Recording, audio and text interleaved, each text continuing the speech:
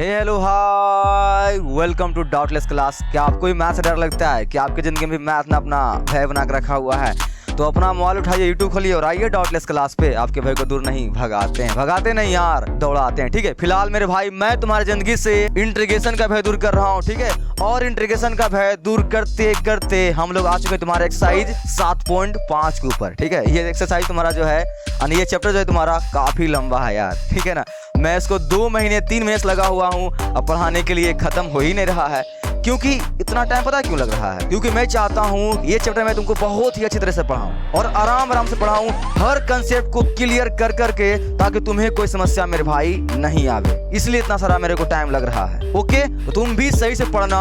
अगर तुमको कोई बोलता है कि इंटीग्रेशन हार्ड है, तो ऐसा नहीं है। इंटीग्रेशन हार्ड नहीं है, कुछ दम नहीं है यार। बस ये थोड़ा सा क्या करती है, तुमसे तुम्हारा इंपॉर्टेंट समय जो कहीं और देते हो ना, वो मांगती है। ठीक है ना, अगर सही से पढ़ोगे, सही से ध्यान दोगे, हर सवाल को बनाओगे, सूत्र को याद करोगे, तुम्हें आ जाएगी, मचा दोगे तुम यार। ठीक है ना, तगड़ा। ओके, चलो तो हम लोग क्या पढ़ रहे हैं, तुम्हारा एक्सरसाइज 7.5 के ऊपर आ चुके हैं हम लोग। तो इनके पीछे वाला जितना ही वीडियो 7.4 तक को मैंने बड़े प्यार से तुम्हारे लिए पढ़ाकर इस वीडियो के प्लेलिस्ट वाले सेक्शन में जाओ, वहां रख दिया है। तुम्हें अगर कोई समस्या आती है, पीछे वाला तुम्हारा कुछ छूटा हुआ है, तुम जाकर वहां पर पढ़ लो। बाकी कोई समस्या आती है तो I am always available for your support. ठीक है ना, कमेंट सेक्शन तुम्हारे लिए खुला हुआ है, कोई दिक्कत होगा मैं तैयार हूँ तुम्हारे लिए। ठीक है, बस तुम सही से पढ़ना शुरू कर दो। अगर तुम्हारा पीछे वाला कुछ बचा हुआ है तो जाकर कवर कर लेना।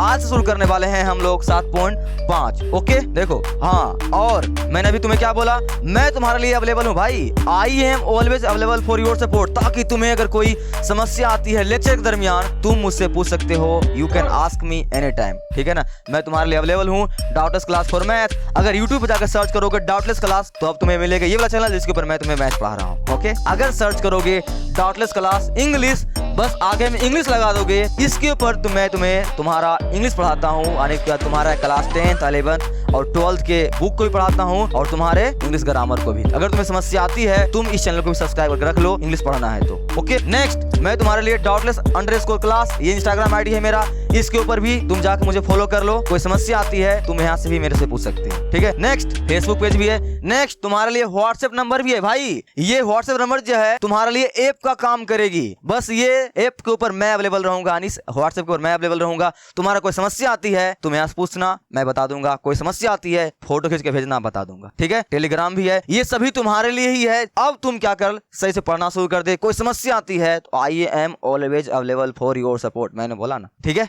चलो तो हम लोग क्या पढ़, उससे पहले बोल जय श्री राम। क्या जय श्री राम, बजरंगबली का नाम कर लेना है, और हर कंसेप्ट बजरंगबली के तहत क्या करना है भाई, तगड़ा बिल्ड करना है। ओके, ठीक है, चलो तो क्या पढ़ रहे हैं सर, इंटीग्रेशन पढ़ रहे हैं, जिसे हिंदी में समाकलन बोलते हैं। ओके, ये समाकलन जो है थोड़ा सा सरदर्द तो है, लेकिन मैंने क्या बोला अभी स्टार्टिंग में, ये सरदर्द नहीं है, ये सरदर्द नहीं है, थोड़ा सा तुम्हारा इज्जत मांगती है। ठीक है, ये तुम्हारे क्लास 12th का सबसे लंबा चैप्टर है भाई। इसमें टोटल 12 एक्सरसाइज होते हैं, तो थोड़ा सा इज्जत तो मांगेगी ना, तो थोड़ा इज्जत दे देना, मजा आ जाएगी। ओके, चलो 7.5 तुम्हारे माइंड में इंस्टॉल करते हैं। ये जो है अगर तुम्हें ये डेंजर लगती है तब तुम भ्रम में हो। 7.5 जो है वो बहुत ही आसान है। अगर तुम 7.1 7.2 7.3 7.4 पढ़ के आए हो, तब तुम्हें 7.5 कुछ नहीं लगेगा। यह मैं मानता हूं बहुत ही आसान एक्सरसाइज है। ठीक है, और सच में आसान है, आगे तुम वीडियो में देखोगे तब तुम्हें पता चल जाएगी। ओके, चलो तो ये डेंजर मत मानो। ठीक है, तुम्हारे माइंड में यूं के यूं फिट हो जाएगी, आराम से इसको अपने माइंड में इंस्टॉल कर सकते हो। भाई तुमने 7.4 पढ़ के आया है यार, तुमने सबसे बड़ा खतरनाक एक्सरसाइज 7.3 पढ़ा है, जिसमें कि फूल के फूल पूरा क्या यूज था सर, ट्रिग्नोमेट्री फंक्शन यूज था। उन सभी को जब तुमने कबाड़ दिया है, तो 7.5 से क्यों डर रहे हो? नहीं डरो, आराम से आ जाओ, पूरा मचाएंगे दोनों भाई मिलकर। लेकिन अगर 7.5 को चाहते हो मचाने के लिए, तो इनको तो याद करना पड़ेगा। मेथड ऑफ इंटीग्रेशन, समाकलन की विधियां तो याद है, इसको मैंने 7.2 में ही याद किया था, और वहां भी एक विधि हम लोगों ने पढ़ा था जिसका नाम क्या था, method of integration by substitution method, यानी कि प्रतिस्थापन विधि द्वारा समाकलन। और ये जो तुम्हारा प्रतिस्थापन विधि द्वारा समाकलन जो था, ये बहुत ही इंपॉर्टेंट था तुम्हारे लिए, और ये तुम्हारा बहुत ज्यादा 7.2 में तो सपोर्ट किया ही किया, 7.3 में भी बहुत सारा सपोर्ट किया है, और 7.4 में भी बहुत सारा सपोर्ट किया है, और 7.5 में भी सपोर्ट करेगा ये। ठीक है ना, समाकलन की विधियां, मेथड ऑफ इंटीग्रेशन, प्रतिस्थापन विधि द्वारा समाकलन। तो तुम्हारा ये 3 तरह का होता है, इसके ऊपर तुम्हें काबू करना बहुत जरूरी है। आ जाओ पहले देखते हैं कि आखिर इनका यूज हम लोग क्यों करते हैं। थोड़ा बहुत मैं तुम्हें बता देता हूं, ठीक है। ऐसे तुम्हें ये सब पता ही होगा कि हम लोग क्यों यूज करते हैं इस समाकलन की विधियां का, ठीक है। देखो क्या लिखा हुआ है, method of integration include different method of solving complex and simple problem of integration in calculus. यानी इस मेथड का, किस मेथड का, मेथड ऑफ इंटीग्रेशन यानी कि समाकलन विधियां का उपयोग हम लोग इसलिए करते हैं मेरे भाई कैलकुलस में, ताकि बड़े बड़े सवाल जो खतरनाक रहे ना, उनको इजीली हम लोग सॉल्व कर सके, इसीलिए हम लोग इनका इस्तेमाल करते हैं। तो ये रहा इंग्लिश में, ये रहा परिभाषा हिंदी में। समाकलन की विधि में समाकलन की जटिल और सरल समस्या को हल करने के लिए विभिन्न तरीके शामिल है कलन शास्त्र में, ठीक है।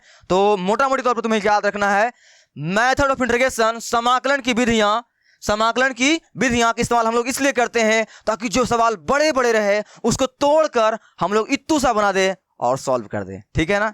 यस सर, यस सर, ये सब वही है मेरे भाई। और ये तुम्हारा 3 प्रकार का होता है, जैसा कि तुम जानते हो। पहला प्रकार इंटीग्रेशन बाय सब्स्टिट्यूशन मेथड, जिसको कि हम लोगों ने बड़े प्यार से अच्छे से पढ़ाया है तुम्हारे लिए 7.2 में, ठीक है ना, तुम लोग पढ़ के ही आया होगा। नेक्स्ट तुम्हारा है मेथड ऑफ पार्शियल फ्रैक्शन, आंशिक भिन्न द्वारा समाकलन। आज हम लोग यही पढ़ने वाले हैं, ठीक है, ये पढ़ेंगे। उसके बाद नेक्स्ट हमारा क्या है, method of parts by parts, खंडस विधि द्वारा समाकलन। ये बहुत ही आसान है, मेरा ये फेवरेट टॉपिक है, ठीक है ना, बहुत मजा आती है इसमें।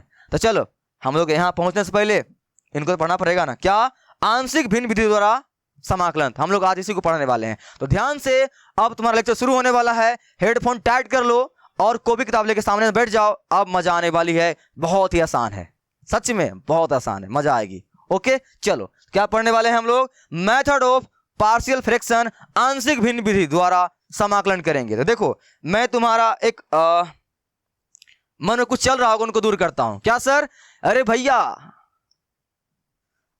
मेथड ऑफ पार्शियल फ्रैक्शन, आंशिक भिन्न विधि, ये तुम्हें इंटीग्रेशन में मदद नहीं करेगी।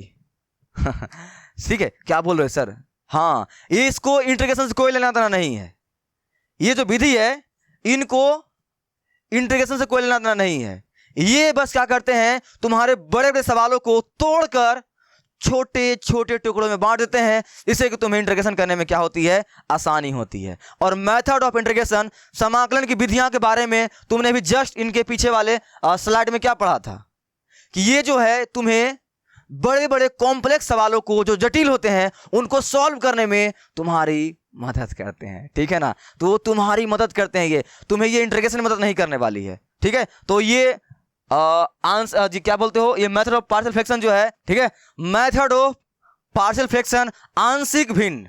तो इनको पढ़ने से पहले ये क्या होते हैं नहीं होते हैं, इनको पढ़ने से पहले पता है तुम्हें क्या करना पड़ेगा। तुम्हें इनके बारे में पढ़ने से पहले ये क्या होते हैं नहीं होते हैं इनको भूल जाओ, अभी कुछ देर के लिए भूल जाओ। क्यों सर, अरे भैया इसलिए क्योंकि इनका कुछ कंडीशन होता है, इनका कुछ कंडीशन होता है। क्या सर, ये देखो कंडीशन, उचित परिमेय फलन प्रॉपर रेशनल फंक्शन पर ही सिर्फ लागू होता है। यानी कि ये तुम्हारा मेथड जो होता है, method of partial fraction, Hindi में से क्या बोलते हैं, आंशिक भिन्न विधि द्वारा समाकलन। इस विधि द्वारा तुम्हें किसी भी क्वेश्चन को सोल्व करना है तो इनके ऊपर एक नियम लगता है। क्या सर, ये मेथड जो तुम्हारा है, मेथड ऑफ पार्शियल फ्रैक्शन, आंशिक भिन्न विधि, ये भाई सिर्फ और सिर्फ प्रॉपर रेशनल फंक्शन के ऊपर ही काम करता है। अगर कोई इनके अलावा कोई और फंक्शन है, कोई और फ्रैक्शन है, इसके ऊपर तुम इस मेथड का अप्लाई नहीं कर सकते हो। अब तुम बोलोगे सर ये उचित परिमेय फलन क्या होता है, ये क्या होते हैं नहीं होते हैं। हालांकि इसे भी तुम्हें पता होना चाहिए, लेकिन फिर भी पता नहीं है, तुम्हारे दिमाग में बातें घूम रहा होगा ना, सर ये क्या होते हैं। इसलिए मैंने तुम्हें क्या बोला, इनको पढ़ने से पहले ये पढ़ना पड़ेगा। ठीक है ना, इसीलिए पहले ये हम लोग मेथड ऑफ पार्शियल फ्रैक्शन के ऊपर जाने से पहले हमें पढ़ना पड़ेगा ये प्रॉपर रेशनल फंक्शन क्या होते हैं, ठीक है। तो ध्यान से जिनको आती है वो वीडियो स्किप करके आगे बढ़ जाओ और सीधे चले जाओ इस विधि के ऊपर। जिनको नहीं समझ में आती है, थोड़ा सा डाउट है, चलो आ जाओ, हम लोग पढ़ते हैं पहले ये प्रॉपर रेशनल फंक्शन, क्योंकि इन्हीं का खेल है पूरे चैप्टर में। इनको सही से नहीं समझोगे नहीं सॉल्व कर पाओगे, ये वाला मेथड तुम्हारा काम ही नहीं करेगा, ठीक है। हालांकि तुम्हारा ये मेथड बहुत आसान है, लेकिन इनको जो हार्ड बनाया है ये बनाया है, और प्रॉपर रेशनल फंक्शन के ऊपर ही तुम्हारा ये वाला मेथड काम करता है। तो भाई समझना पड़ेगा ना तुम्हें कि आखिर ये प्रॉपर रेशनल फंक्शन होता क्या है। ठीक है, समझे? आ जाओ समझते हैं, दिमाग अपना थोड़ा सा अब सोचने पर लगाओ आखिर क्या होते हैं नहीं होते हैं। ठीक है, आ जाओ देखो। तो परिमेय फलन जिसे हिंदी में क्या बोलते हैं? Rational function. Proper rational function के ऊपर जाने से पहले तुम्हें क्या पढ़ना पड़ेगा? परिमेय फलन जिसे हिंदी में क्या, इंग्लिश में क्या बोलते हैं? Rational function. अच्छा बताओ, तो ये रेशनल फंक्शन शुरू हो चुका है लेक्चर, ध्यान से देखना। रेशनल फंक्शन को अगर मैं तुमसे पूछूंगा कि रेशनल फंक्शन किसे कहते हैं, ये मैं तुमसे नहीं पूछता हूं, मैं तुमसे पूछता हूं रेशनल नंबर किसे कहते हैं? अरे हिंदी में परिमेय संख्या किसे कहते हैं? याद है? परिमेय संख्या किसे कहते हैं? यह तुम्हें तुम्हारे क्लास 9th में भी मिल गया होगा। बताओ कोई परिभाषा बताओ, किसे कहते हैं? बताओ, याद है? यस सर याद है। क्या था इनका परिभाषा? जिस संख्या को p बटा q के रूप में लिखा जा सके, जहां p और q कोई पूर्णांक हो और q equal to not zero हो, उसे हम लोग बोलते हैं क्या? परिमेय संख्या। यानी मोटा मोटी तौर पर तुमने क्या पढ़ा था वहां पर? यही पढ़ा था ना, जिस संख्या को हम लोग p बटा q के रूप में लिख सके और जहां q equal to not zero रहे। सर क्यों, ऐसा क्यों? अरे भाई क्या पूछ रहे हो तुम हमसे? अगर q इक्वल टू जीरो कर दोगे, p बटा जीरो, ये पूरा फंक्शन को ले डूबेगा और तुम्हारा फंक्शन डिफाइन नहीं होगा, इसीलिए q equal to not zero. इसे हम लोग क्या बोलते थे? परिमेय संख्या बोलते थे ना। तो ऐसा ही कुछ यहां पर आ गया है क्या अब? परिमेय फलन, रेशनल फंक्शन, जहां की जैसा कि तुम वहां पढ़ता था रेशनल नंबर, परिमेय संख्या, यानी कि 4/5, 6/7, 8/9, इस संख्या को हम लोग बटा के रूप में लिख सकते थे, यानी p बटा q के रूप में लिख सकते थे, उसे हम लोग क्या बोलते थे? परिमेय संख्या। ठीक है, तुम्हें इसके बारे में जानना था। √3 तुम्हारा क्या है? एक परिमेय संख्या है, जानता था ना, क्योंकि इसे हम लोग बटा में नहीं लिख सकते थे। ठीक है, उसी तरह से तुम्हारा ये है, ये हमारे परिमेय संख्या है। लेकिन हमें परिमेय संख्या नहीं पढ़ना है, हमें क्या पढ़ना है? रेशनल फंक्शन यानी परिमेय फलन पढ़ना है। तो इनके लिए कुछ परिभाषा बनाया गया है, ज्यादा हार्ड नहीं है, बहुत आसान है। क्या? सिंपल से ऐसा ही कुछ रहेगा। देखो इनका परिभाषा, यदि px और qx, वहां था p बटे q, यहां आ गया है px बटे qx। यदि px और qx में बहुपद हो तो p बटा q, जैसे वहां परिभाषा था, अगर कोई संख्या को p बटा q के रूप में लिख सकते हैं, जहां p और q कोई पूर्णांक हो और q equal to not zero हो, उसे हम लोग क्या बोलते हैं? परिमेय संख्या। यहां भी ऐसा ही कुछ है, कुछ नया नहीं है, बस तुम्हारे पास दो फंक्शन दिया हुआ रहेगा, तुम्हारे पास दो फंक्शन दिया हुआ रहेगा। कुछ ऐसा देखो, x² प्लस का 4x प्लस का 6, इस तरह दिया हुआ फंक्शन, मान लो इसको px। ठीक है, और तुम्हारे पास एक और फंक्शन है, इसको मान लो q, 2x² प्लस का 6 प्लस का 7। ठीक है ना, तुम्हारे पास दो फंक्शन है, इन दोनों को अगर हम लोग px बटे qx के रूप में लिख सकते हैं, जैसे कि वहां पर था कोई संख्या को अगर हम लोग p बटा q के रूप में लिख सकते थे, उसे हम लोग परिमेय संख्या बोलते थे। यहां भी अगर मेरे पास दो को कोई फंक्शन है, उनको हम लोग अगर p बटा q के रूप में लिख सकते हैं, बस यहां पर px और qx आ गया है, कुछ नया नहीं आया है। और ख्याल रहे, जैसे वहां पर q इक्वल टू जीरो नहीं था, यहां भी नीचे वाला qx जो फंक्शन जो है वो जीरो के बराबर क्या होना चाहिए? नहीं होना चाहिए, क्योंकि अगर जीरो हो गया तो ये फंक्शन ही डूब जाएगा। तो ऐसे को हम लोग बोलते हैं, ऐसे फलन को हम लोग बोलते हैं भाई परिमेय फलन। आई होप आपको इतनी सारी बातें समझ में आ गया है कि हम लोग परिमेय फलन कहते किसे। यानी सिंपल से मेरे पास दो कोई बहुपद दिया हो रहेगा, यानी कि दो को कोई पोलिनोमियल फंक्शन दिया हो रहेगा, उसे हम लोग इस तरह से बटा के रूप में लिख सकते हैं, जहां पर नीचे वाला जीरो नहीं होना चाहिए, उसे हम लोग बोलते हैं क्या? परिमेय फलन। क्लियर तुम्हारा हो गया? ये सर ये सब हम क्यों पढ़ रहे हैं? मैंने क्या बोला था शुरू में भी तुम्हें? मैंने तुम्हें स्टार्टिंग में क्या बोला था? इंटीग्रेशन बाय पार्शियल फ्रैक्शन, आंशिक भिन्न विधि द्वारा समाकलन, ये सिर्फ और सिर्फ प्रॉपर फंक्शन के ऊपर ही अप्लाई होता है, यानी प्रॉपर रेशनल फंक्शन के ऊपर ही अप्लाई होता है, सभी के ऊपर अप्लाई नहीं होता है, इसलिए तुम्हें ये पढ़ना पड़ेगा ना। ठीक है, तो ये बात समझ में आ गई, ये समझ में आ गई, ये सब समझ में आ गई है। चलिए आगे देखो, ये तुम्हारा दो प्रकार का होता है भाई।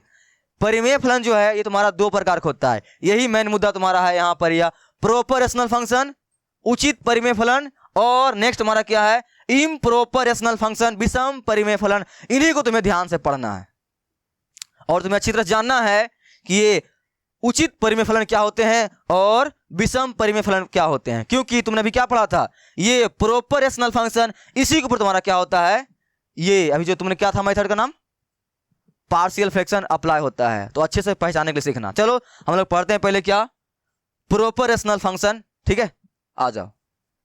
देखो इनका क्या परिभाषा बोला गया है, बहुत सिंपल सी है, बहुत सिंपल सी है।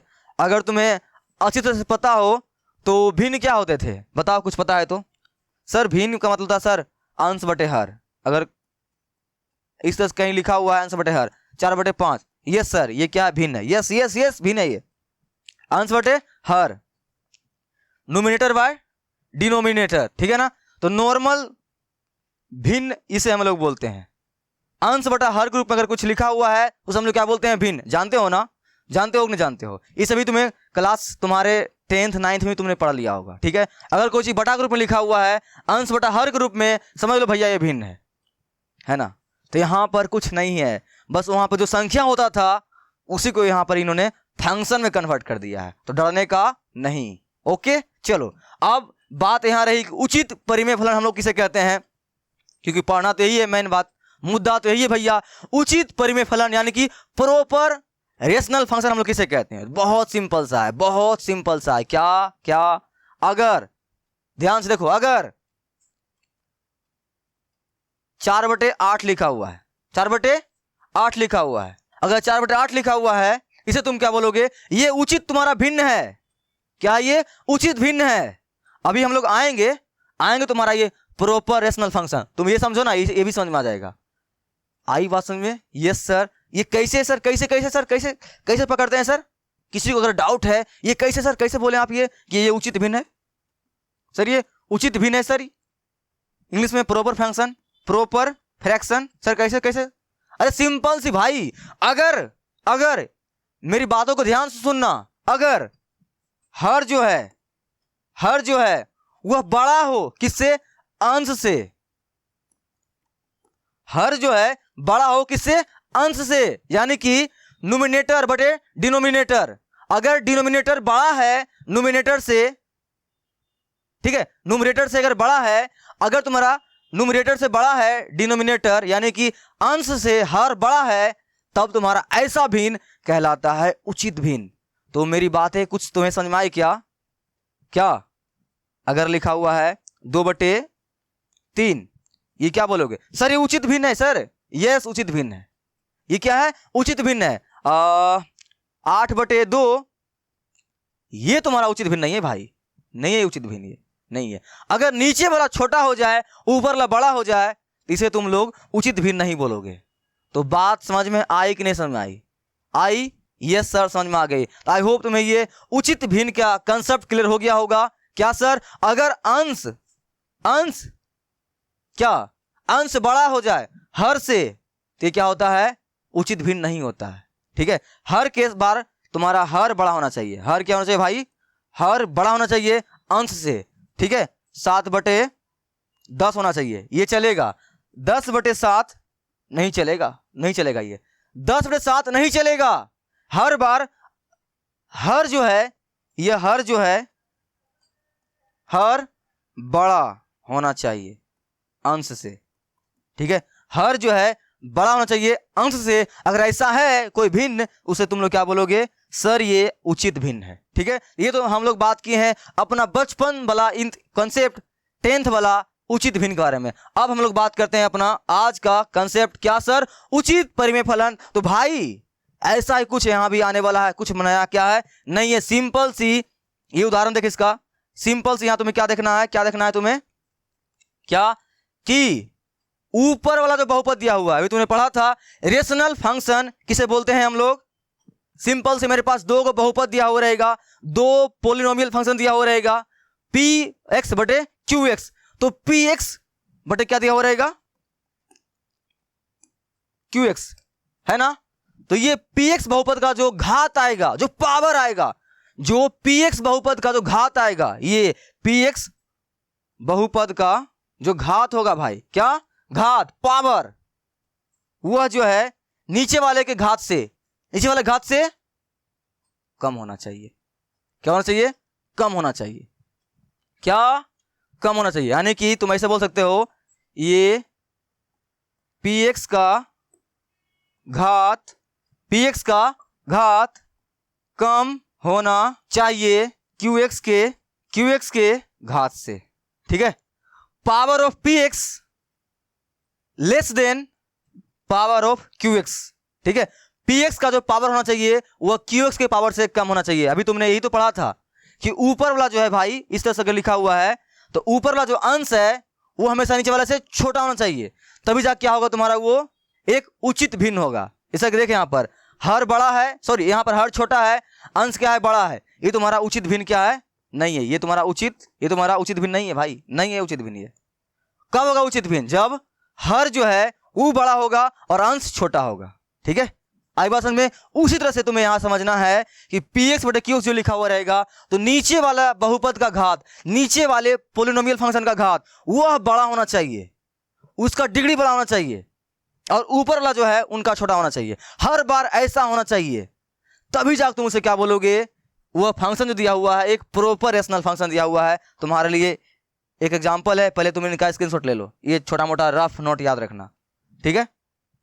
ले लिया? यस सर ले लिए हैं। जब ले लिया है तो देख तुम्हारे लिए एग्जांपल देख। घात देखने आती है क्लास 10th तुमने पढ़ा होगा। हाईएस्ट पावर बताओ, इसका हाईएस्ट पावर कितना है, इस बहुपद का कितना हाईएस्ट पावर, सर 2 है। यस, इसका पावर कितना है, 2, और इनका पावर कितना हाईएस्ट, 3 है।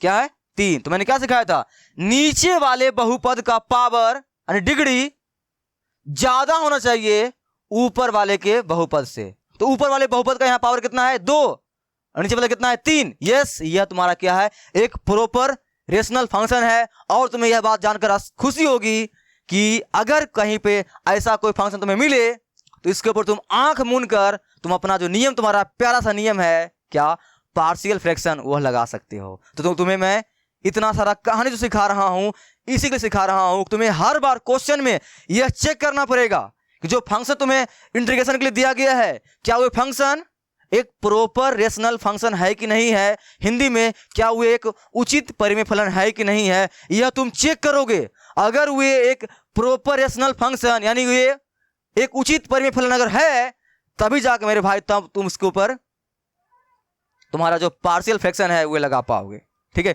और पार्शियल फ्रैक्शन जो है बहुत ही आसान है यार, बहुत आसान है, लेकिन वे लगेगा कहां पर, पार्शियल फ्रैक्शन वे लगेंगे कहां पे, वे लगेंगे तुम्हारे एक उचित परिमेय फलन के ऊपर। और तुम्हें उचित परिमेय फलन पहचानने के लिए अच्छी तरह से आ गया है, ये रहा।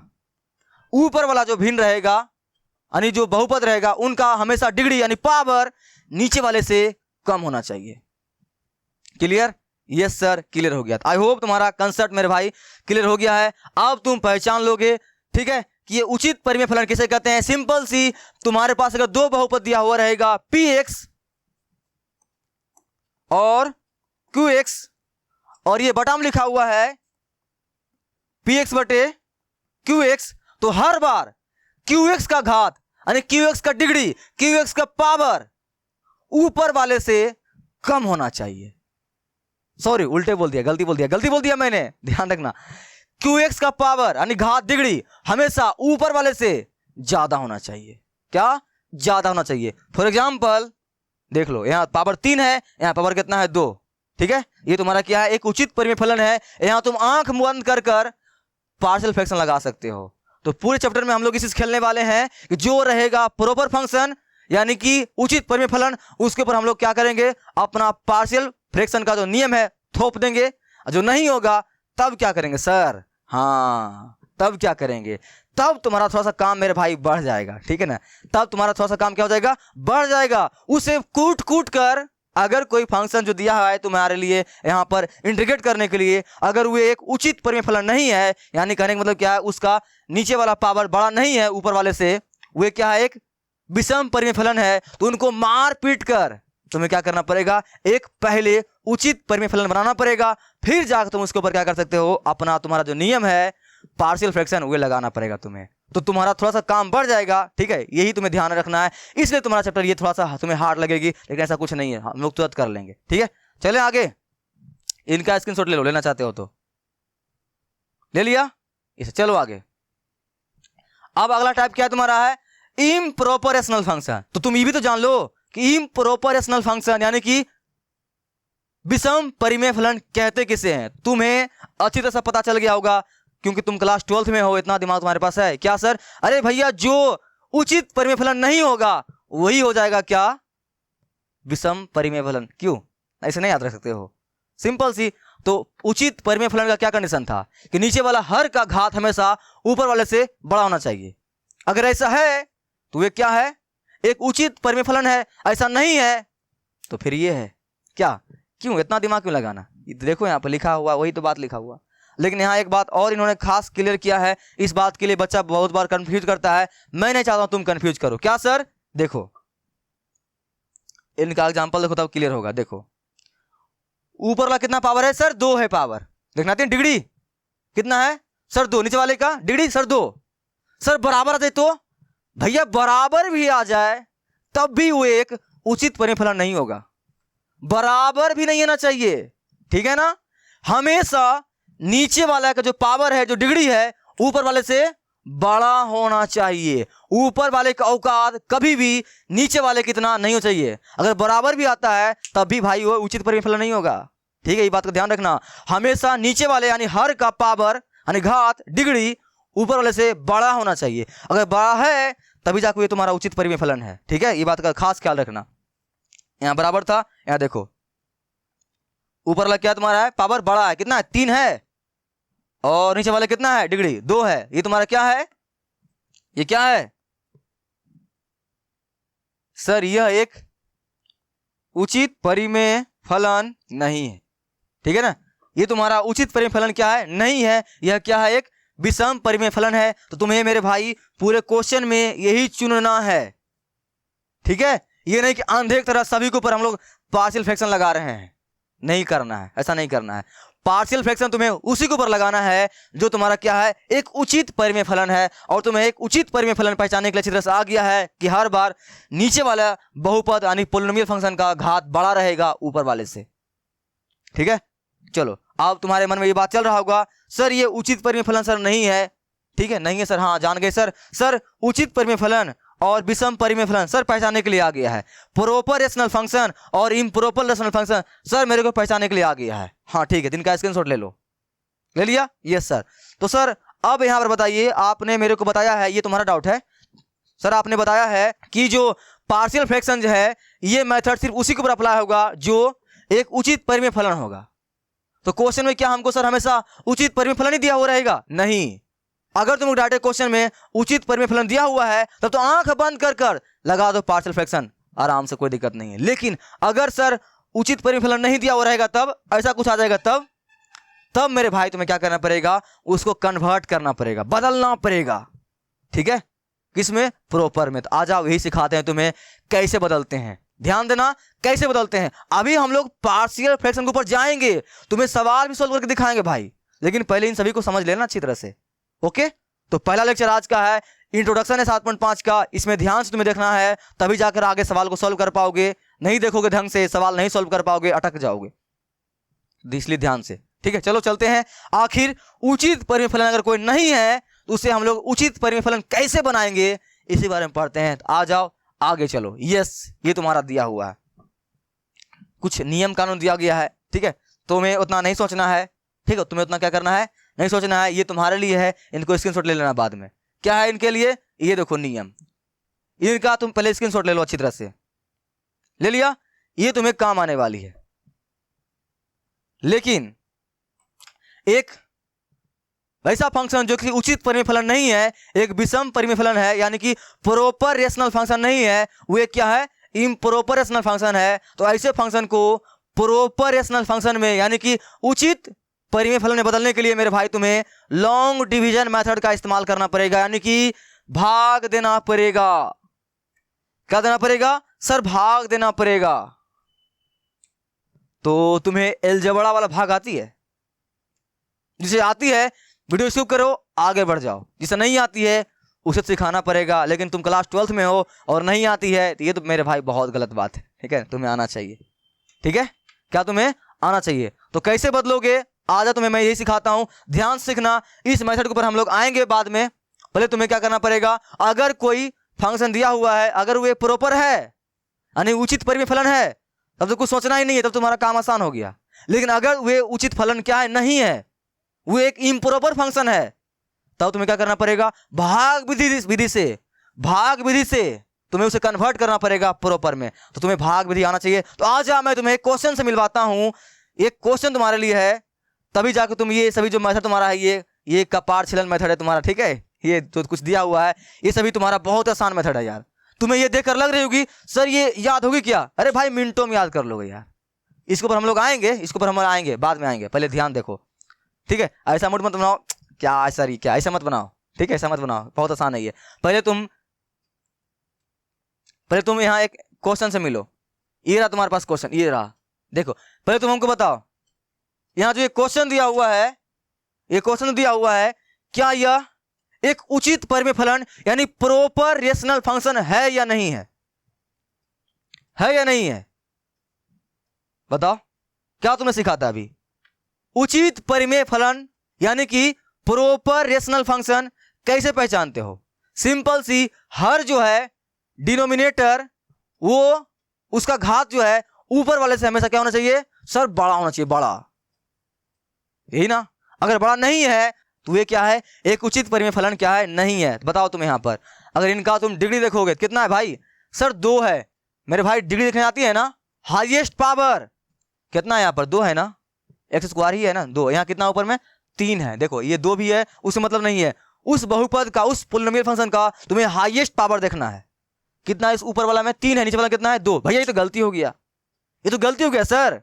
क्या नियम होता है, उचित परिमेय फलन में क्या होता है कि हर का यानी कि नीचे वाला का, डिनोमिनेटर का, उनका घात बड़ा होना चाहिए ऊपर वाले से। लेकिन यहां तो नीचे वाला बड़ा छोटा हो गया, ऊपर वाला क्या हो गया, बड़ा हो गया। तो यह क्या है, यह तुम्हारा एक इम्प्रॉपर रेशनल फंक्शन है, यानी कि ये तुम्हारा उचित परिमेय फलन नहीं है भाई। तो इसी क्या करना पड़ेगा, तुम्हें एक परिमेय फलन बनाना पड़ेगा उचित। तो आजा कैसे बनाते हैं, इन सभी को पहले पढ़ ले अच्छी तरह से, तब तुम्हें सवालों में कोई दिक्कत क्या आएगी, नहीं आएगी। थोड़ा सा टाइम दो, तुम्हारे कंसेप्ट को मैं क्लियर कर रहा हूं। आजा, चलो आ जाओ, देखो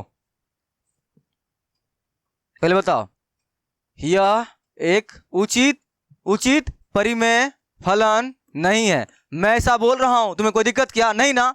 देख भाई, आज का जो लेक्चर है ये इंट्रोडक्शन लेक्चर है, तो तुम्हारा थोड़ा सा टाइम मैं लूंगा और तुम भी थोड़ा सा अपना टाइम दो। अगर तुम अपना टाइम दे देते हो तब तुम्हारे 7.5 में जो 24-25 सवाल है ना, सभी में फोड़ दोगे, और नहीं टाइम दोगे तब तुम्हें हुए सवाल तुमको फोड़ देंगे।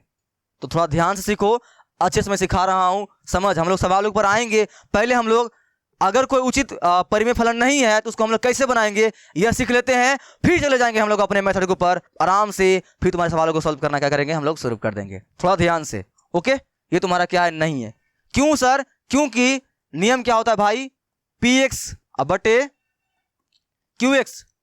तो तुम्हारा ये पी एक्स का घात यहां मैं तुम्हारे लिए फिर से एक बार लिख दे रहा हूं ताकि तुम्हारा कंसेप्ट और क्लियर हो जाए। पी एक्स का घात हमेशा क्यू एक्स के घात से कम होना चाहिए। क्या कम होना चाहिए, बराबर भी नहीं चलेगा, सीधे कम होना चाहिए। लो, इसका स्क्रीनशॉट लेकर रखना हमेशा, ठीक है, तुम्हें पहचानने में कोई दिक्कत नहीं होगी। चलो आ जाओ, हम लोग सवाल सॉल्व करते हैं। ये रहा हमारा सवाल। तो कैसे करेंगे सर, ये तो हाँ सर क्लियर हो गया है, यह क्या है, एक उचित परिमेय फलन नहीं है, तो इसको हम लोग क्या बनाएंगे, परिमेय फलन बनाएंगे उचित वाला। कैसे बनाएंगे, सिंपल सी याद रखना है तुम्हें, जो नीचे दिया रहे ना उससे ऊपर में भाग दे दो। एक्स स्क्वायर प्लस का 8x प्लस का 15, इसे भाग दे दो भाई, भाग दे दो इसमें। एक्स क्यूब प्लस का 12x स्क्वायर प्लस का 33x प्लस का 2, यस, हाँ भाग दे दो। भाग आती है आती है तो अच्छी बात है, तब तुम्हें समस्या नहीं आएगी। एक जो स्टेप है वो तुम्हारे लिए आसान हो जाएगा। लेकिन अगर कल तुम क्लास 12th में हो तो मैं तो मान के चला तुम्हें आती ही होगी, नहीं आती है तो टेंशन नहीं लेने के यार। तुम कहाँ पे हो, डाउटलेस क्लास के ऊपर हो, थोड़ा सा टाइम दो, मैं तुम्हारे लिए तुम्हारा भाग सिखा रहा हूं और तुम्हें आती ही होगी। थोड़ा बहुत तुम भूल गया होगा, यही ना। आज आप बताते हैं कैसे बनाते हैं इसको, मैं तुम्हें तरीका सिखा रहा हूं, ठीक है, ये भाग तुम खुद से बना लेना, आगे और भी सवालों में तुम लोग खुद से बना लेना। मैं तुम्हें तरीका सिखा रहा हूं कि हम लोग भाग बनाते कैसे हैं। ठीक है, तो भाग बनाने का बहुत आसान तरीका है, भाग बनाने का बहुत ही आसान तरीका है। ठीक है, कैसे, चलो हम लोग एक एग्जाम्पल से समझते हैं, तब तुम्हारे लिए भाग जो है आसान हो जाएगी। बस उस एग्जाम्पल को आराम से समझना। ठीक है, चलो सपोज अगर तुम लड़का हो तो तुम्हारा 2 भाई है, तुम और तुम्हारा भाई अपने घर में रहते हो आराम से। अगर तुम लड़की हो तो तुम्हारी बहन घर में है। ठीक है ना, तुम अपने घर में आराम से रह रहे हो, कोई दिक्कत नहीं, आराम से रह रहे हो, मस्त एकदम खा पी रहे हो, पढ़ लिख रहे हो, अपना आगे बढ़ रहे हो, कोई दिक्कत नहीं। ठीक है ना, एग्जाम्पल सुनना ध्यान से, अगर एग्जाम्पल समझ में आ जाएगी ये भी समझ में आ जाएगी। ठीक है, ओके, तुम अपना भाई के साथ रह रहे हो आराम से, कोई दिक्कत नहीं है। एक दिन क्या हुआ, तुम्हारे पिताजी जो है एक मस्त शर्ट पैंट लेकर आए। तुम्हारे लिए नहीं लेकर आए, तुम्हारे भाई के लिए लेकर आए। ठीक है ना, तुम्हारे लिए शर्ट पैंट नहीं लेकर आए हैं, किन के लिए लेकर आए हैं, तुम्हारे भाई के लिए। और उनको दिया, वो तुम्हारा पूरा भाई एकदम पहन के चारों तरफ पूरा घूम रहा है, एकदम पूरा मस्त। सर ये क्या मस्त एकदम लग रहा है सर ये वो, और तुमको दिखा रहा है आकर। सच सच बताना तुम्हारे मन में वो चलेगा ना, पापा यार आप मेरे लिए क्यों नहीं लाए, यार पापा यार मेरे लिए क्यों नहीं लाए। अगर तुम लड़की हो तो तुम तो रो वहीं पे कहना शुरू कर दोगे, तुम तो उसको छीन लोगे जाकर, नहीं दो, नहीं मेरे को भी दो। अगर लड़की हो तो और लड़के हो तुम भी नौटंकी करना शुरू कर देगा ना कि नहीं मेरे को भी चाहिए, बोलोगे ना। इसको हम लोग क्या बोलते हैं, देखौंसी। उनको दिए हो तो मेरे को भी दो, उनको दिए हो तो मेरे को भी दो। यह बातें एक टाइम पर तुम्हारे दिमाग में आएगी कि नहीं आएगी, झूठ मत बोलना, आएगी कि नहीं आएगी, आएगी ना। चाहोगे ना कि वे मेरे को भी मिल जाए वैसा, इसके तुम क्या करोगे, अपने पापा को जाके बोलोगे पापा यार आप उनके लिए लेकर आए हैं तो मेरे लिए लेकर आना पड़ेगा। बात समझ में आए कि नहीं समझ में आए, ये सर। तब तुम्हें मेरे भाई ये वाला एग्जाम्पल समझ में आ गया है। आ जाओ यहां पर, मैं उस एग्जाम्पल को जोड़ता हूं, ध्यान से सुनना, बहुत आसान है यार। क्या ये और ये समझ लो, दोनों भाई बहन हो, तुम दोनों भाई हो, वही वाला दोनों भाई हो। ठीक है, अब तुम्हारा हर बार यह ख्वाहिश होता है और नहीं होता है तो उनको बना लो। तुम्हारा हर बार एक ही ख्वाहिश होना चाहिए, क्या सर, यहां वाले के जैसा बदलना है। फिर से तुम्हें मेरे भाई मैं भाग सिखा रहा हूं, अगर तुम्हें भाग आती है तो वीडियो स्किप करके आगे बढ़ जाओ, अगर नहीं आती है तो ध्यान से सीख। मैं तुम्हें बहुत अच्छा सा कंसेप्ट सिखा रहा हूं, ये कंसेप्ट अगर तुमने सीख लिया है तब तुम्हें भाग, अगर दिक्कतें आती है भाग में, अलजबड़ा वाला में दिक्कतें नहीं आएगी। मैं क्या सिखा रहा हूं, ये भाई बहन वाला एग्जाम्पल। यहाँ वाला जो आदमी है, यहाँ वाला जो है, इनको हर बार यहाँ वाला जैसा बनाना पड़ेगा। अगर ये लाया है पीला शर्ट, इनको भी लाना है पीला शर्ट। ये खरीदा है आईफोन, इनको भी चाहिए आईफोन। ये एग्जाम में किया है टॉप, ये मेरे को नहीं टॉप करना है। हाँ, इसमें तो देखो से करेगा ही नहीं, क्या यही करते हो, गलत चीज का तो तुम लोग तुरंत वो कर लोगे कि नहीं वो किया तो मैं भी करूंगा। लेकिन अगर वे कुछ अच्छा किया, एग्जाम में टॉप किया है, तुम्हारा मन करता है टॉप करने का नहीं करता है ना, करवाना। ठीक है, चलो हम लोग एग्जाम्पल ले रहे हैं। अगर ये एग्जाम में टॉप किया है, इसको भी टॉप करना है, यानी ये वाला आदमी जो जो करेगा वो सब काम इसको भी करना पड़ेगा।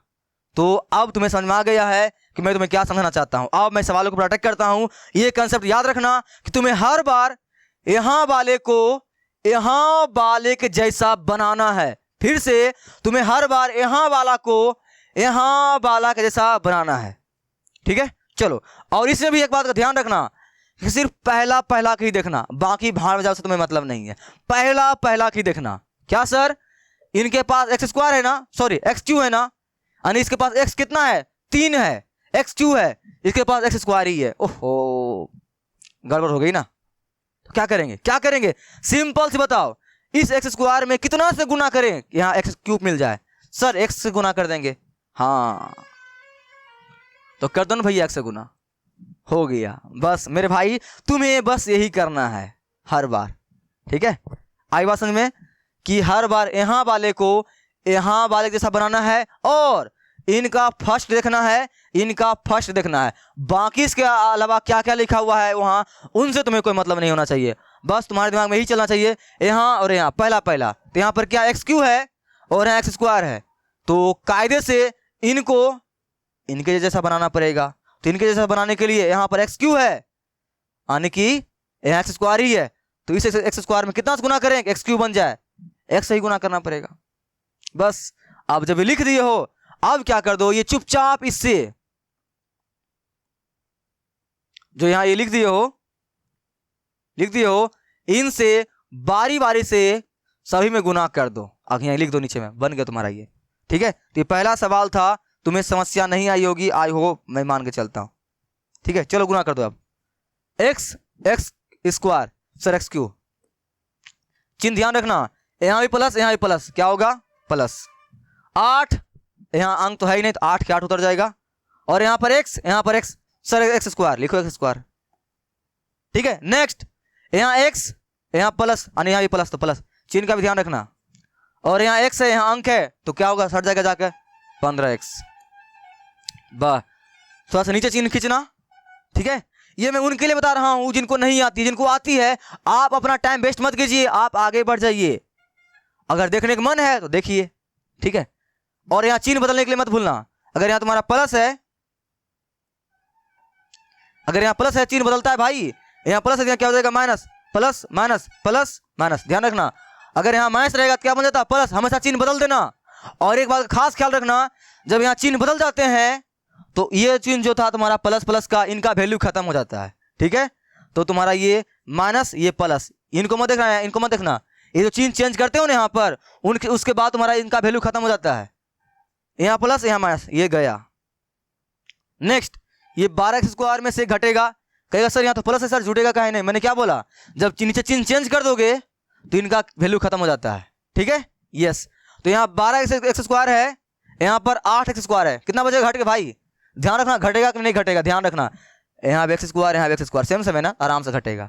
क्या होगा सर 4x स्क्वायर, चिन्ह किसका आएगा सर 12 का। ठीक है, यहाँ प्लस यहाँ माइनस, घटेगा ना, तो 23 में से घटेगा 15, कितना बचेगा 33 में से घटेगा 15, कितना बचेगा 3 से घटेगा कितना 5, कितना बचेगा तुम्हारा भाई 8, 8 5 13, और ये तुम्हारा 2 से घटेगा 1 18। क्या लिखोगे यहाँ पर 18, और चिन्ह किसका बड़ा है 33 का आना, तो क्या आएगा प्लस और ये x। ठीक है, और तुम्हारा क्या बचा हुआ लास्ट में +2, उतार दो उनको। हाँ, तो यही तुम्हारा भाग है भाई जो है सो। आई होप तुम्हें इसमें समस्या नहीं आई होगी, ये तुम्हारा बन गया है।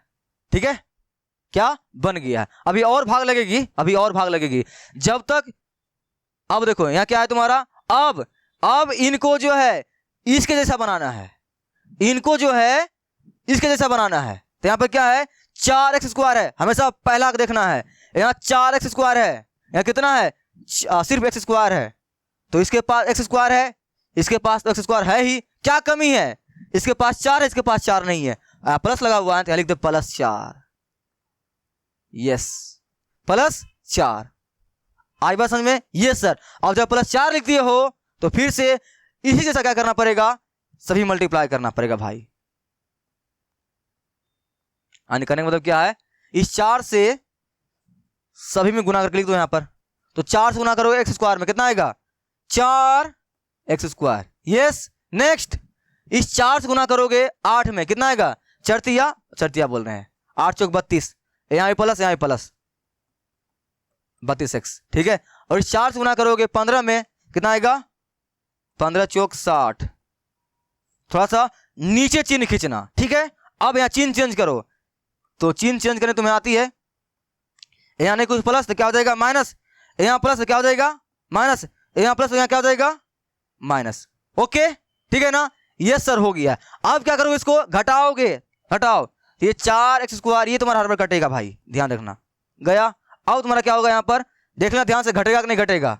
यहाँ 18x है, यहाँ कितना है 32 है, तो 32 में जाएगा 18, कितना बचेगा चेक कर लो घटाकर 20। ओहो, देख लेते हैं, 12 से घटेगा 8, कितना बचेगा 4। ठीक है, और तुम्हारा ये 2 में से गया 1, कितना बचेगा 2। ये सर क्या गलती कर रहे हैं आप, रुको 1 मिनट।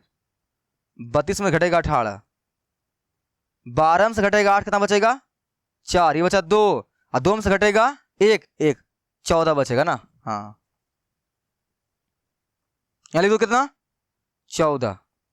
एक्स का एक्स, किसका चिन्ह लगेगा, प्लस के माइनस। देखो यहाँ पर 32 का चिन्ह क्या है, माइनस में। ध्यान रखना, चिन्ह चेंज करने के बाद जो चिन्ह आता है उनका वैल्यू होता है, पहले वाला खत्म, यहाँ माइनस। ये तुम्हारा कितना घटेगा, तो माइनस कितना बचेगा 58, है ना। यस सर, तुम्हारा ये। अब मेरे भाई भाग नहीं लगेगा, क्यों सर, यहाँ एक्स है, यहाँ एक्स स्क्वायर है, यहाँ से अगर पावर यहाँ घट जाए भाग नहीं लगेगा, खत्म। ठीक है, बात समझ में आई। यस सर, जब तुम्हें बात समझ में आ गई, अब तुम्हें एक बात अच्छी तरह से पता होगी, क्या सर भाई, इनको बोलते हैं भागफल। क्या बोलते हैं इनको बोलते हैं हम लोग भागफल। ठीक है, इनको क्या बोलते हैं शेषफल, और इनको क्या बोलते हैं भाजक, इनको क्या बोलते हैं भाज्य, बोलते हैं ना, इनको क्या बोलते हैं भाज्य। और तुम्हें अब एक बात का खास ख्याल रखना पड़ेगा, ये कि इनको हम लोग रेशनल फंक्शन में बदलते कैसे हैं। तो देखो कैसे बदलते हैं, जो भागफल आया है उनको लिखो प्लस शेषफल बटे क्या लिखते हैं भाजक, क्या लिखते हैं शेषफल बटे भाजक। तो तुम्हें यहां पे उसी तरह से कन्वर्ट करना पड़ेगा। देखो ध्यान से, क्या नियम था, देख लो ध्यान से फिर से। उचित परिमेय फलन बनाने का नियम क्या था, सिंपल सी, पहले लिखोगे तुम भागफल प्लस शेषफल ऊपर लिखोगे, और नीचे क्या लिखोगे भाजक, क्या लिखोगे भाजक, इस तरह से। अब तुम यहां देख दो ध्यान से, तुम्हारा भागफल कितना आया x + 4, यहां लिख दो x + 4, अब प्लस शेषफल कितना आया भाई, नीचे में ये लिखा हुआ है माइनस 14x माइनस का 58, अब बटे भाजक जो इससे भाग तुम दे रहा था ये वाला x² प्लस का 8x प्लस का 15। कहीं भूल जाना ना, ध्यान रखना, नीचे में जो हमेशा है, नीचे में जो हमेशा ये नीचे वाला ही लिखाएगा। ठीक है, बस ध्यान रखना, यहाँ भागफल आएगा, यहाँ शेषफल आएगा, नीचे में यही नीचे वाला आ जाएगा।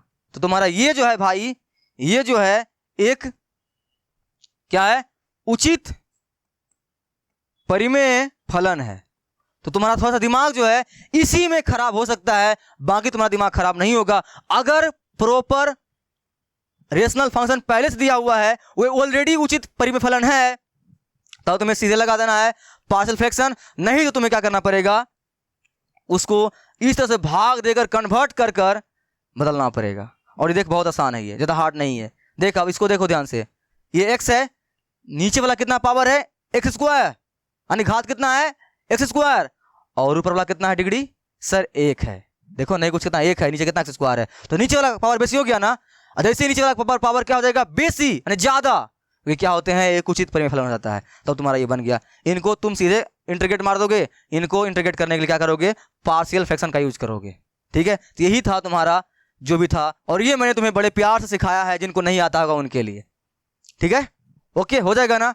तुम मेरे भाई क्या करना, ये तुम्हारे लिए होमवर्क है, लिख लो, ये सब होमवर्क तुम्हारे लिए है, ये सब होमवर्क तुम्हारे लिए है। इनको बना कर क्या करना, मेरे को व्हाट्सएप कर देना अच्छी तरह से, जो मैंने शुरू में स्टार्टिंग में नंबर दिया था, और अपना कंसेप्ट कर लेना बिल्ड कि जो जो उचित परिमेय फलन नहीं होता है उनको भाग द्वारा हम लोग कैसे कन्वर्ट करते हैं, ये मैंने तुम्हें सिखा दिया है। पहले आराम से भाग दे देना, भाग देने के बाद जो भागफल रहेगा उनको यहाँ लिखना है, और शेषफल यहाँ लिखना है। अब बटा में जो तुम्हारा पहले से दिया रहेगा बटा में, वही बटा में चला जाएगा।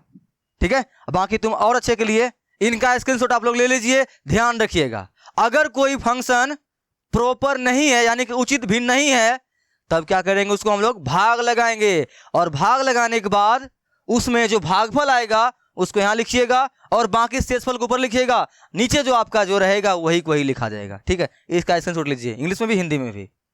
ठीक है, चलिए इतना अगर आप लोग कर लेते हैं, तब आपके पास ये वाला चार्ट है, आपके बुक में लिखा होगा, जिसको देखकर आपका दिमाग खराब हो रहा होगा ना। अरे बहुत आसान है यार, ये चार्ट बहुत आसान है ये। ठीक है, ये चार्ट जो है देखिए, पहला क्या है px + q बटे x - a into x - b। अगर इस फॉर्म में रहेगा तो इसको हम लोग कन्वर्ट कर कर हम लोग इस तरह से लिख सकते हैं।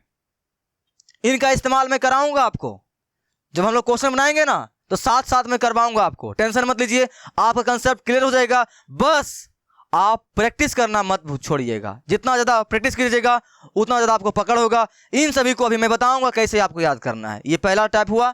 नेक्स्ट इस टाइप से रहेगा, आपको इस तरह से लिखना है। इस तरह से रहेगा, आपको इस तरह से लिखना है। ठीक है, देखिए ये आपका समझ आ गया 5 तरह से होता है। ये 5 को फॉर्म है। अगर इन पांचों फॉर्म में से कोई आता है तो आप उनके जगह पर और इनके जगह पर ये लिख सकते हैं, इनके जगह पर ये लिख सकते हैं, इनकी जगह पर ये लिख सकते हैं। ये बहुत ही फॉर्म आसान है। देखिए मैं आपको कैसे बोलता हूँ याद करने के लिए। देखिए सिंपल से क्या करना है, देखिए बहुत आसान है। अगर क्या लिखा हुआ है px प्लस क्यू, बटे नीचे क्या है x माइनस ए इंटू एक्स माइनस बी। ठीक है ना, इनको आप लोग इस तरह से लिख सकते हैं a बटे, बहुत आसान है, a बटे पहला वाला x माइनस ए, आप प्लस लगा दीजिए। क्या लगा दीजिए, बाद में प्लस लगाइएगा। अब बाद में लिख दीजिए b बटा x माइनस बी। बस यही करना है, बहुत आसान है। क्या भारी आपको लग रहा है? ऊपर में क्या है उससे मतलब नहीं है। नीचे वाले अगर गुणनखंड में दिया हुआ है, फैक्टर में दिया हुआ है, इनको देखते के साथ आपके दिमाग में ये बातें क्लिक करना चाहिए। अरे इसको तो ऐसे लिखना है, ए बटे एक्स माइनस ए प्लस बी बटे एक्स माइनस बी। और इसके अलावा एक और रहता तो हम लोग क्या लिखते हैं, सी बटे एक्स माइनस सी। कोई दिक्कत नहीं है, आगे बात समझ में। यस, ये आपका पहला रूप है। इसके ऊपर मैं बहुत सा सवाल आपको बनवाऊंगा, टेंशन मत लीजिए। आपके 7.5 में बहुत सारा जो सूत्र है, जो सवाल है, इसी के ऊपर बन जाएगा, तो मैं करवाऊंगा। अभी समझिए खाली।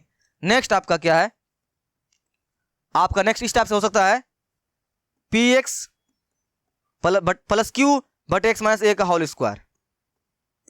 ठीक है, अगर ये होल स्क्वायर रहेगा तो डरना नहीं है, बस लिखना है ए बटे, एक बार इसमें से सिंपल सा लिख दीजिए एक्स माइनस ए, और प्लस बाद में बी बटे, इसी को छाप दीजिए एक्स माइनस ए का होल स्क्वायर। ठीक है ना, ठीक है। इनका भी इस्तेमाल बहुत ज्यादा होगा, लेकिन सबसे ज्यादा इस्तेमाल आपका इसका होगा। और इसको देखकर अगर चार्ट को आपका दिमाग खराब हो रहा है तो दिमाग खराब मत कीजिए, बहुत आसान है। इनको लिख लिख के याद कीजिए। देखिए मैं हर बार आपको चीजों को लिख लिख कर इसलिए बोलता हूं याद करने के लिए, उससे क्या होगा मेरे भाई, आपको चीजें आसान रहेगी, याद हो जाएगी।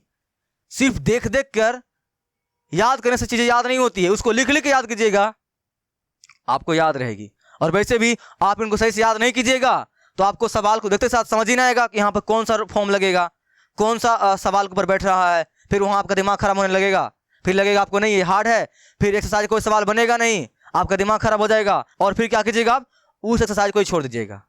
और आगे आने वाला जितना भी एक्सरसाइज है सब में आप ऐसे ही कीजिएगा। आपको जब भी हार्ड लगेगा छोड़ दीजिएगा, और छोड़ते छोड़ते छोड़ते छोड़ते एग्जाम आ जाएगा पास में। और एग्जाम जब पास में आएगा, एग्जाम में जो क्वेश्चन रहेगा यही सबसे आएगा, वहां देखिएगा तो आपसे वहां एक भी बनेगा ही नहीं।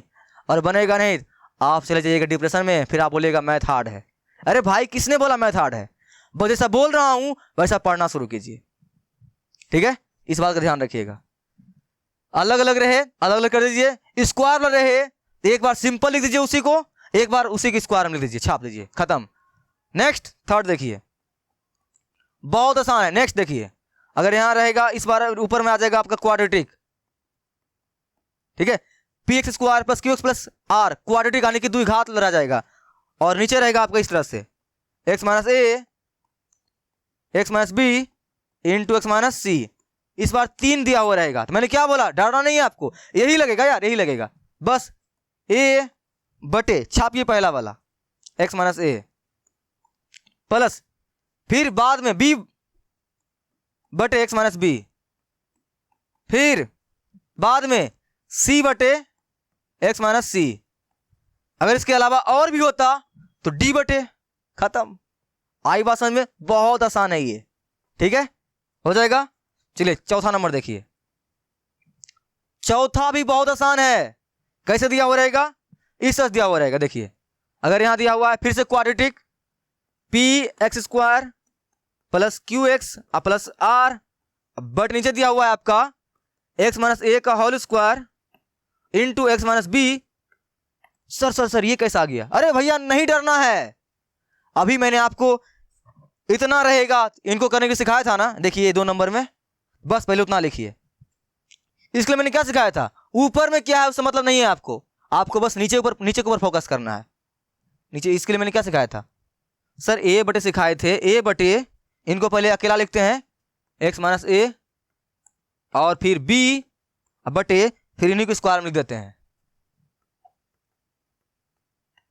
देखिए इन लिखा है, मैंने सिखाया था, अभी इतना का ही हुआ है। अब बाकी एक और है तो क्या लिख दीजिए, सी बटे एक्स माइनस बी।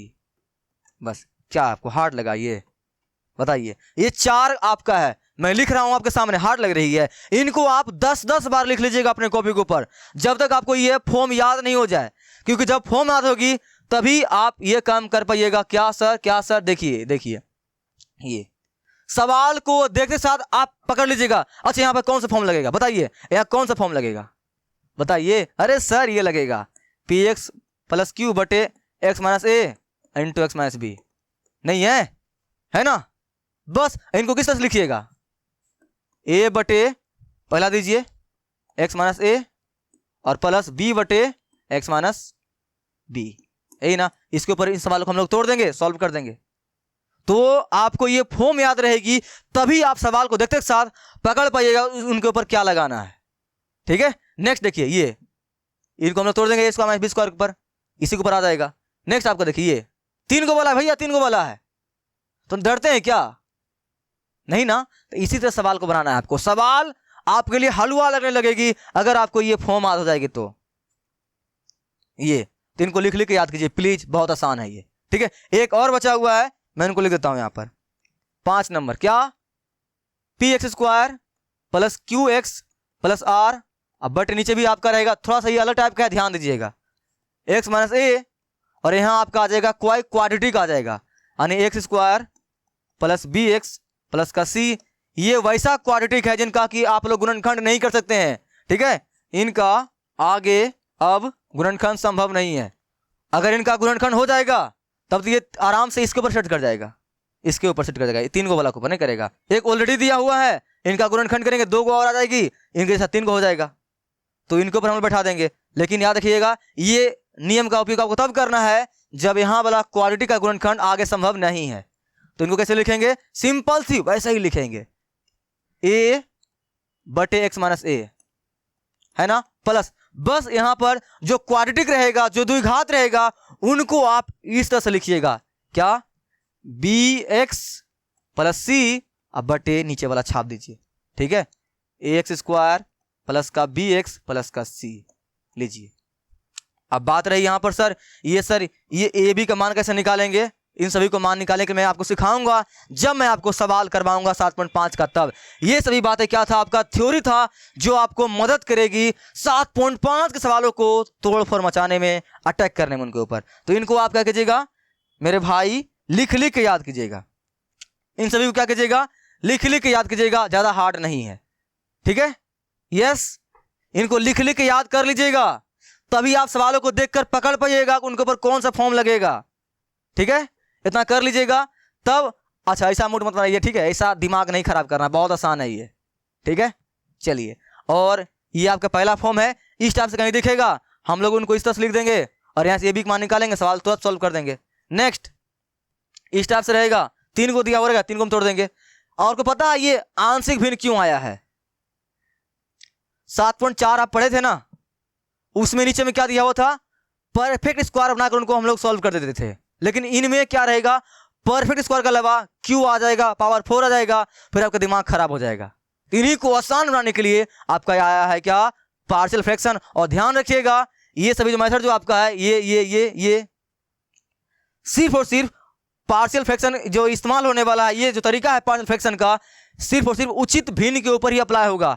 इसलिए मैंने आपको सिखाया था कि जो उचित भिन्न नहीं रहेगा उसको उचित भिन्न कैसे बनाएंगे। अगर कोई डायरेक्ट उचित भिन्न दिख रहा है सीधे लगा देंगे, नहीं रहेगा, मैंने अभी आपको सिखाया है भाग देकर कैसे करना है। ओके, आई होप आपको समझ में आ गई बातें, आप इनको कर लीजिएगा। इन सभी को करने के बाद ही आपको क्या करना है, अब आगे आना है, तब आपको कोई समस्या नहीं आएगी। इतना काम कर लीजिएगा प्लीज, तब आइएगा। उस फॉर्म को मैं फिर से बोल रहा हूं, 10-10 बार लिख लीजिएगा तभी आइएगा। इतना काम कर लीजिए, फिर मैं मिलता हूं आपसे कहां पर, 7.5 में। तब तक के लिए वीडियो को लाइक कमेंट सब्सक्राइब कर लीजिए, वीडियो अच्छी लगी है तो। ठीक है, अब मैं आपसे कहां मिलूंगा, आपके 7.5 में। सवालों को सॉल्व करेंगे, लेकिन इतना काम कर लीजिएगा, उचित को कैसे हम लोग पहचानते हैं, उचित नहीं रहेगा तो उचित कैसे बनाएंगे, इन सभी के बारे में मैंने बात कर लिया है। आई होप आपको समझ में आ गया होगा। अच्छे सीख लीजिएगा तभी आइएगा, तब आपको समस्या नहीं आएगी। ओके, इतना कर लीजिएगा तब आइएगा, तब मैं मिलूंगा आपसे उस वीडियो में सवालों को सॉल्व करते हुए। तब तक के लिए बाय बाय।